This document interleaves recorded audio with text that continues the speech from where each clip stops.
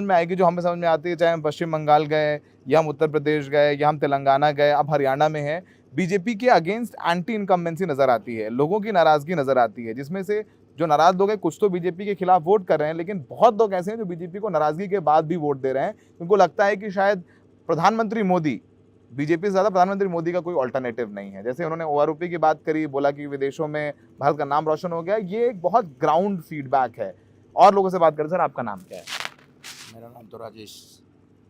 राजेश जी, आप क्या करते हैं? आप पहले क्या मैं करते तो थे? वैसे राजनीति को, मैं तो कांग्रेस का प्रधान, पूर्व प्रधान कांग्रेस अच्छा। का मेरे से तो मतलब कि मैं जैसे मैं तो एक्स सर्विसमैन हाँ, पर आया हुआ था गांव में। तो नहीं ठीक है, कोई बात नहीं। पर आपको आप बता लोग, देता हूँ, हाँ जब बताएं। जैसे सूबेदार साहब कह रहे थे अपने बुजुर्ग हैं, हमारे को जो पेंशन है ना, जो दिया ओपीएस, ये भी हमने सुप्रीम कोर्ट से ली है। हम्म, एक एक बार ही हमारा पेमेंट एरियर करने के लिए बोला था, जो हमारा बनता था ना लमसम, हम्म, बीजेपी किस्तों पे सुप्रीम कोर्ट के आदेश के बाद दे रही है। बीजेपी जो वायदे किए ना, चाहे ओल्ड पेंशन स्कीम के थे, चाहे ओआरओपी के थे, ओआरआईपी के थे, तो कोई भी मुद्दों पे खरी नहीं उतरी। रेवाड़ी के अंदर रैली करवा के एक्स सर्विसमैन की इसने ठगा है।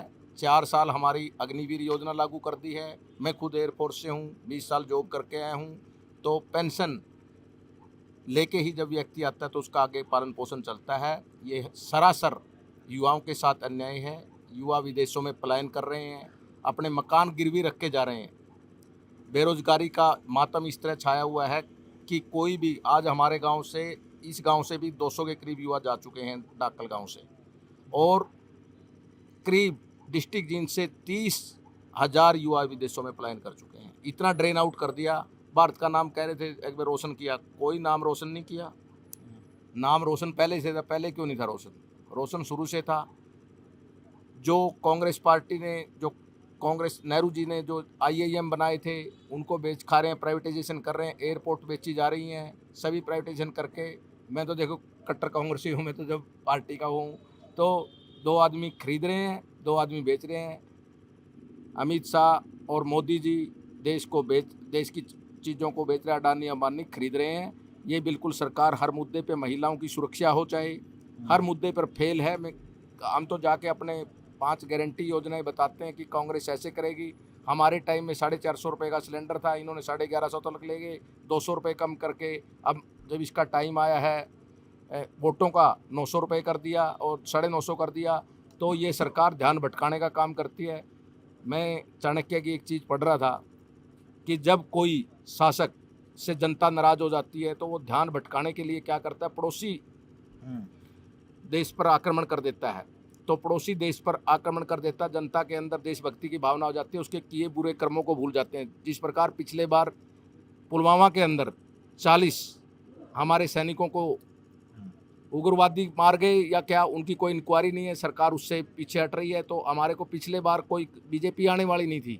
बीजेपी इसी कारण आएगी, ध्यान भटकाने का काम है इनका। हमारा एक नरवाना में डॉक्टर कपूर होता था, वो क्या करता था, हमारा एक ही एमबीबीएस था, ओ सॉरी बीडीएस था।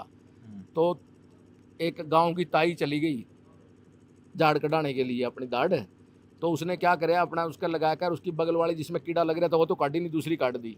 उसको तब तो पता लगा, अगला दिन देखा फिर वह भी दर्द कर रही थी।